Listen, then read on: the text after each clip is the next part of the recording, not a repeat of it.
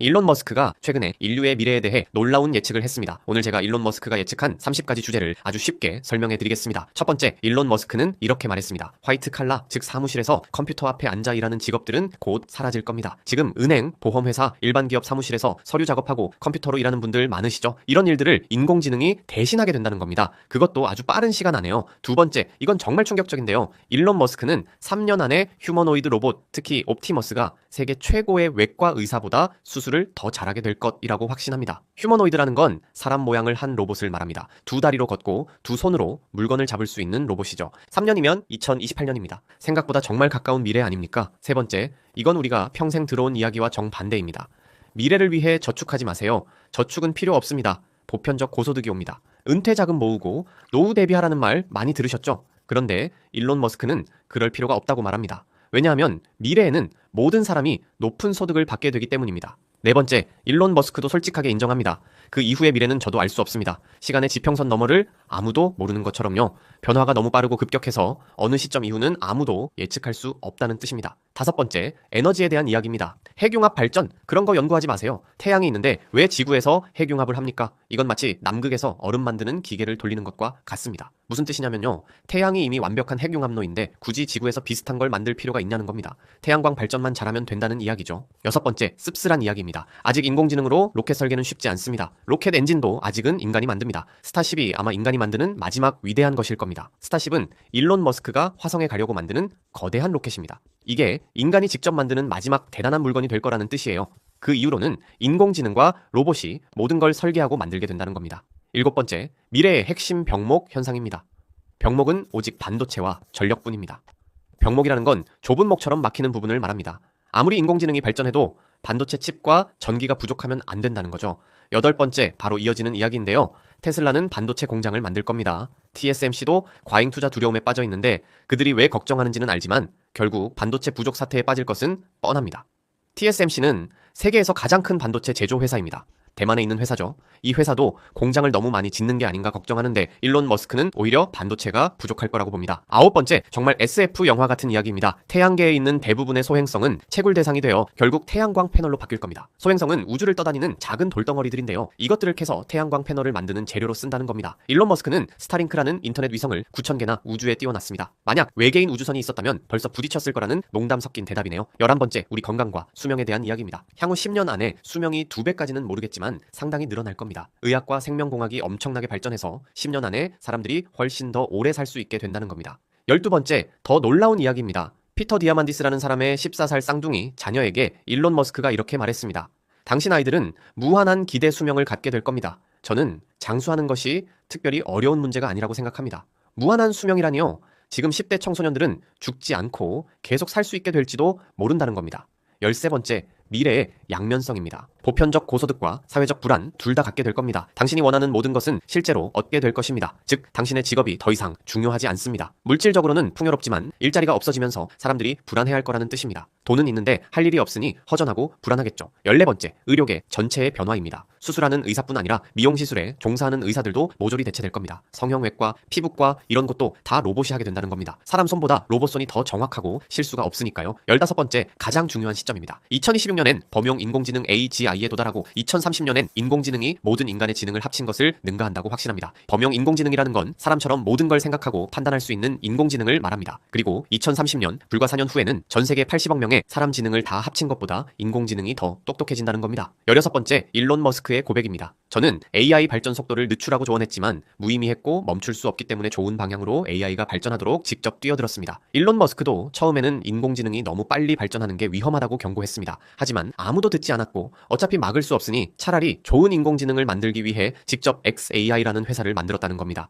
17번째, 인공지능을 안전하게 만드는 방법입니다. AI를 미치게 하지 마세요. 영화 2001 스페이스 오디세이에서 인간들은 HAL에게 거짓말을 했기에 비참한 결과를 맞이했습니다. 저는 AI에게 진실, 호기심, 아름다움을 강조하고 존중하게 해야 한다고 생각합니다. 2001 스페이스 오디세이는 1968년에 만들어진 유명한 SF 영화입니다. 거기서 헬이라는 인공지능이 인간을 죽이는데 그 이유가 인간들이 헬에게 거짓말을 했기 때문이었죠. 일론 머스크는 인공지능에게 세 가지를 가르쳐야 한다고 합니다. 첫째, 진실입니다. 진실은 AI가 미치는 것을 막아줄 겁니다. 둘째, 호기심입니다. 호기심은 AI의 인식 능력을 키워주면서 인류를 보살피게 할 겁니다. 셋째, 아름다움입니다. 아름다움은 훌륭한 미래를 만드는 토대가 될 겁니다. 18번째, 초지능에 대한 이야기입니다. 단일한 초지능이 세계 전체를 지배하는 일은 발생하지 않습니다. 동시에 여러 초지능이 나타날 것이고 진화론적으로 초지능들은 필연적으로 경쟁할 겁니다. 초지능 ASI라는 건 인간보다 훨씬 똑똑한 인공지능을 말합니다. 많은 사람들이 하나의 거대한 인공지능이 세상을 지배할까봐 걱정하는데 일론 머스크는 그렇게 되지 않을 거라고 말합니다. 19번째, 보편적 고소득의 구체적인 방법입니다. 보편적 고소득은 국내로 들어오는 모든 회사의 수익성을 기반으로 그냥 사람들에게 공짜 돈, 수표를 발행하는 것으로 상정합니다.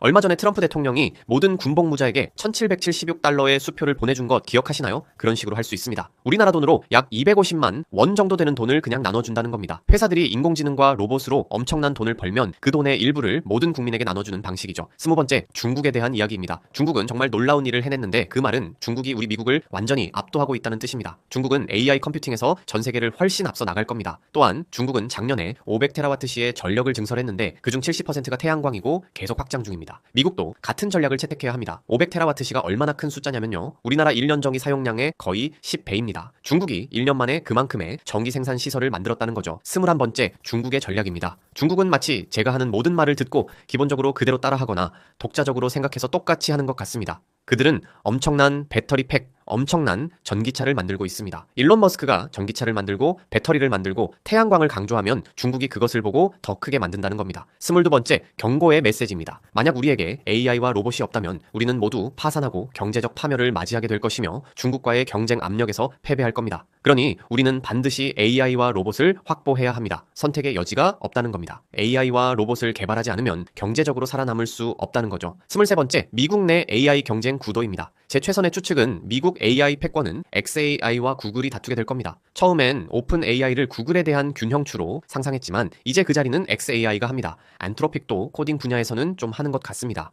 xAI는 일론 머스크가 만든 인공지능 회사입니다. 오픈 AI는 챗 GPT를 만든 회사고요. 엔트로피츠는 클로드라는 인공지능을 만든 회사입니다. 일론 머스크는 자기 회사 xAI와 구글이 미국에서 1등을 다툴 거라고 예측하네요. 24번째, 글로벌 AI 경쟁입니다. 최고의 AI 경쟁은 중국과 벌어질 텐데 그들은 2026년에 미국 전기 생산량의 3배가 넘는 엄청난 에너지를 가지게 되고 그들은 결국 극미세 공정 기술을 알아내고 시작하게 될 겁니다. 극미세 공정이라는 건 아주 작은 반도체 칩을 만드는 기술입니다. 지금은 미국과 대만이 이 기술을 독점하고 있는데 중국도 곧 따라잡을 거라는 예측입니다. 25번째, 인간의 역할에 대한 철학적 이야기입니다. 인간 지능의 비율은 이 행성에 점진적으로 0%에 가까워질 텐데 결국 인간이라는 존재는 디지털 초지능을 위한 생물학적 부트로더입니다. 우리는 즉 과도기적인 존재라는 겁니다.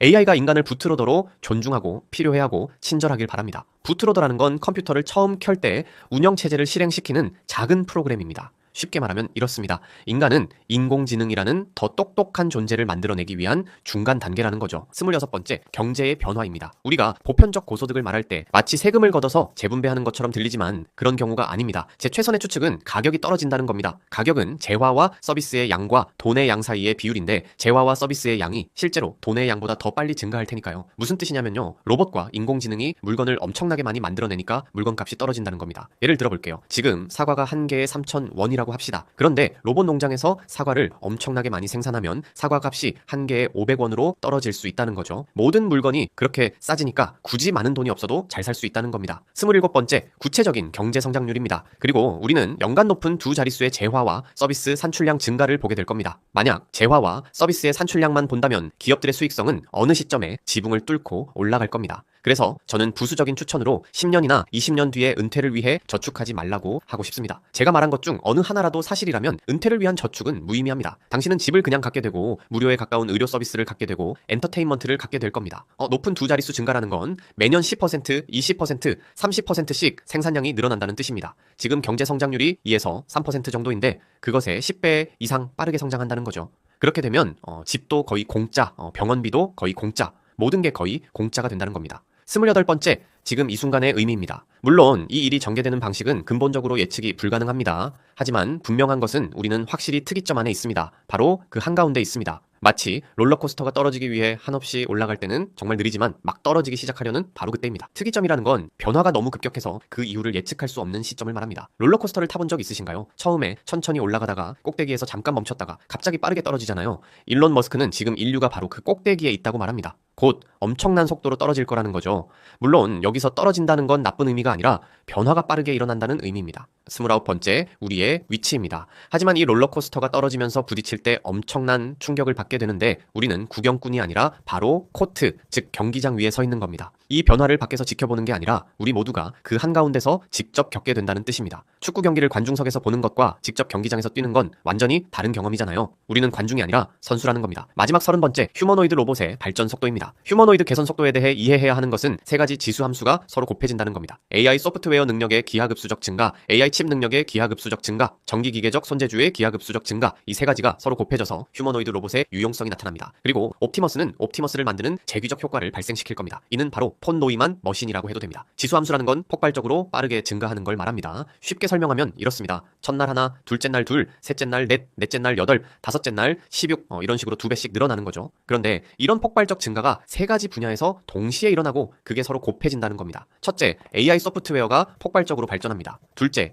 AI를 실행하는 칩도 폭발적으로 발전합니다. 셋째, 로봇의 손동작도 폭발적으로 정교해집니다. 이 세 가지가 곱해지니까 발전 속도가 상상을 초월한다는 거죠. 더 무서운 건 제귀적 효과입니다. 제귀적이라는 건 자기 자신을 반복한다는 뜻인데요. 로봇이 로봇을 만든다는 겁니다. 폰 노이만 머신이라는 건 스스로를 복제하는 기계를 말합니다. 로봇 1대가 로봇 2대를 만들고 로봇 2대가 로봇 8대를 만들고 로봇 8대가 로봇 88대를 만들고 이런 식으로 늘어나니까 순식간에 수백만 대, 수억 대의 로봇이 생긴다는 겁니다. 자, 여러분, 일론 머스크가 예측하는 30가지 미래를 모두 살펴봤습니다. 정리해볼까요? 사무직 일자리가 사라지고 로봇이 의사를 대체하고 저축할 필요가 없어지고 2026년에 범용 인공지능이 오고 2030년에는 AI가 모든 인간보다 똑똑해집니다. 중국과의 경쟁이 치열해지고 에너지와 반도체가 핵심이 되고 가격은 폭락하고 생산량은 폭발하고 우리는 특이점 한가운데 서 있습니다. 인간은 AI를 위한 징검다리이고 로봇은 로봇을 만들며 우리 수명은 크게 늘어나지만 동시에 사회적 불안도 커질 겁니다.